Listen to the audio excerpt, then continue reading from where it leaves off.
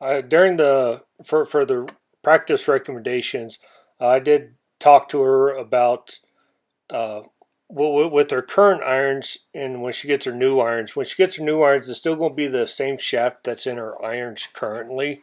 So there's going to be no effect on her practice uh, regiment. But for a driver, since we're going to a little bit stiffer shaft and going to a regular, we discussed that it'll take a little bit of time finally working into it and getting the feel of the new shaft. I, are are you trying to get it to a certain distance away from the hole right off the bat, or Not really. not really? You just Trying to get as close as I can. okay.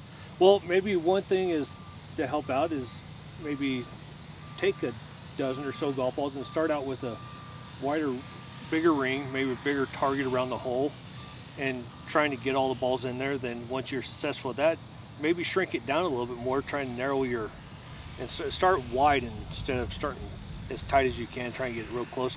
Maybe start out a little wider and then slowly work it in, and that should be able to help you with your dispersion to get it a little bit tighter up there. Especially when you go out to tournaments and you play in tournaments, and instead of going out there, just go to a green and start out wide and then work your way in. Working on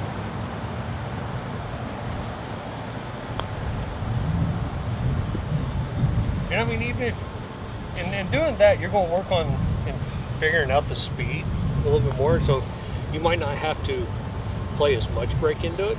Maybe take a little bit off because of the speed you're going to hit it. And you should die right. Get out there, give you some little drills to help you ensure that you get the ball to the hole, especially on lag putting on longer putts, 20, and focusing on a point behind the hole. Yep. So, is there anything? So for practice recommendations, of course, my audio cut out for this last part, and I'm very sorry for that. We talked about just continue working on the lag putting, putting a target behind the hole to ensure that you're giving the ball every opportunity it can to get in the hole, but also at the same time leaving yourself a very makeable second putt back to into the hole. Out of the bunker, we talked about ensuring that in order to get height out of the bunker for if you have a big lip on there, just open up the face and just swing, kind of making an outside in swing on it. We did talk about putting that tee in front of the ball, and which was what did help you pretty quick to have more of a descending blow and make solid contact with the ball. You weren't leaving it out to the right and low. So Yeah, I can feel the difference. okay, yeah. Just remember, just work on that a few times. Then after you feel comfortable with it, you take tee away. Just remember to focus on the front of that ball to ensure a descending blow for irons and even your woods. Okay.